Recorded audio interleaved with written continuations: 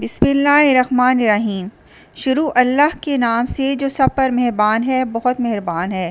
جو لوگ سود کھاتے ہیں وہ قیامت میں اٹھیں گے تو اس شخص کی طرح اٹھیں گے جسے شیطان نے چھو کر پاگل بنا دیا ہو۔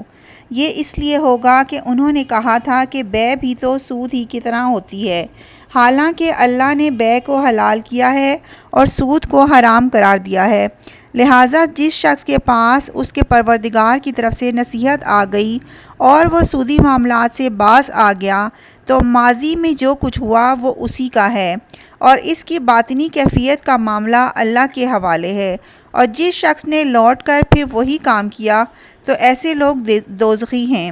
وہ ہمیشہ اسی میں رہیں گے۔ اللہ سود کو مٹاتا ہے اور صدقات کو بڑھاتا ہے، اور اللہ ہر اس شخص کو ناپسند کرتا ہے جو ناشکرا گنہگار ہو۔ ہاں، وہ لوگ جو ایمان لائیں، نیک عمل کریں، نماز قائم کریں اور زکوٰۃ ادا کریں، وہ اپنے رب کے پاس اپنے اجر کے مستحق ہوں گے، نہ انہیں کوئی خوف لاحق ہوگا، نہ کوئی غم پہنچے گا۔ اے ایمان والو، اللہ سے ڈرو، اور اگر تم واقعی مومن ہو تو سود کا جو حصہ بھی کسی کے ذمہ باقی رہ گیا ہو اسے چھوڑ دو۔ پھر بھی اگر تم ایسا نہ کرو گے تو اللہ اور اس کے رسول کی طرف سے اعلان جنگ سن لو، اور اگر تم سود سے توبہ کرو تو تمہارا اصل سرمایہ تمہارا حق ہے، نہ تم کسی پر ظلم کرو، نہ تم پر ظلم کیا جائے۔ اور اگر کوئی تنگ دست قرض دار ہو تو اس کا ہاتھ کھلنے تک مہلت دینی ہے، اور صدقہ ہی کر دو تو یہ تمہارے حق میں کہیں زیادہ بہتر ہے، بشرطے کہ تم کو سمجھ ہو۔ اور ڈرو اس دن سے جب تم سب اللہ کے پاس لوٹ کر جاؤ گے، پھر ہر شخص کو جو کچھ اس نے کمایا ہے پورا پورا دیا جائے گا، اور ان پر کوئی ظلم نہیں ہوگا۔ اے ایمان والو، جب تم کسی معین مدت کے لیے ادھار کا کوئی معاملہ کرو تو اسے لکھ لیا کرو، اور تم میں سے جو شخص لکھنا جانتا ہو انصاف کے ساتھ تحریر لکھے، اور جو شخص لکھنا جانتا ہو لکھنے سے انکار نہ کرے۔ جب اللہ نے اسے یہ علم دیا ہے تو اسے لکھنا چاہیے، اور تحریر وہ شخص لکھوائے جس کے ذمہ حق واجب ہو رہا ہو، اور اسے چاہیے کہ وہ اللہ سے ڈرے جو اس کا پروردگار ہے، اور اس حق میں کوئی کمی نہ کرے۔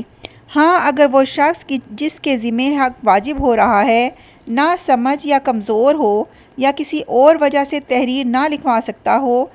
تو اس کا سرپرست انصاف کے ساتھ لکھوائے، اور اپنے میں سے دوسروں کو گواہ بنا لو۔ ہاں، اگر دو مرد موجود نہ ہوں تو ایک مرد اور دو عورتیں ان گواہوں میں سے ہو جائیں جنہیں تم پسند کرتے ہو، تاکہ اگر ان دو عورتوں میں سے ایک بھول جائے تو دوسری اسے یاد دلا دے، اور جب گواہوں کو گواہی دینے کے لیے بلایا جائے تو وہ انکار نہ کریں۔ اور جو معاملہ اپنی میعاد سے وابستہ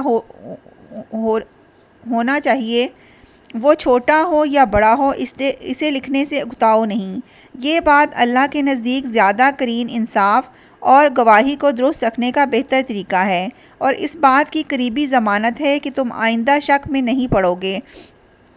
ہاں، اگر تمہارے درمیان کوئی نقد لین دین کا سودا ہو تو اس کو نہ لکھنے میں تمہارے لیے کوئی حرج نہیں ہے، اور جب خرید و فروخت کرو تو گواہ بنا لیا کرو، اور نہ لکھنے والے کو کوئی تکلیف پہنچائی جائے نہ گواہ کو، اور اگر ایسا کرو گے تو یہ تمہاری طرف سے نافرمانی ہوگی۔ اور اللہ کا خوف دل میں رکھو، اللہ تمہیں تعلیم دیتا ہے، اور اللہ ہر چیز کا علم رکھتا ہے۔ اور اگر تم سفر پر ہو اور تمہیں کوئی لکھنے والا نہ ملے تو ادائیگی کی ضمانت کے طور پر رہن قبضے میں رکھ لیے جائیں۔ ہاں، اگر تم ایک دوسرے پر بھروسہ کرو تو جس پر بھروسہ کیا گیا ہے وہ اپنی امانت ٹھیک ٹھیک ادا کرے، اور اللہ سے ڈرے جو اس کا پروردگار ہے، اور گواہی کو نہ چھپاؤ۔ جو گواہی کو چھپائے وہ گنہگار دل کا حامل ہے، اور جو عمل بھی تم کرتے ہو اللہ اس سے خوب واقف ہے۔ جو کچھ آسمانوں میں ہے اور جو کچھ زمین میں ہے سب اللہ ہی کا ہے، اور جو باتیں تمہارے دلوں میں ہیں خواہ تم ان کو ظاہر کرو یا چھپاؤ، اللہ تم سے ان کا حساب لے گا، پھر جس کو چاہے گا وہ معاف کر دے گا، اور جس کو چاہے گا سزا دے گا، اور اللہ ہر چیز پر قدرت رکھتا ہے۔ یہ رسول یعنی حضرت محمد صلی اللہ علیہ وآلہ وسلم اس چیز پر ایمان لائے ہیں جو ان کی طرف ان کے رب کی طرف سے نازل کی گئی ہے، اور ان کے ساتھ تمام مسلمان بھی، یہ سب اللہ پر، اس کے فرشتوں پر، اس کی کتابوں پر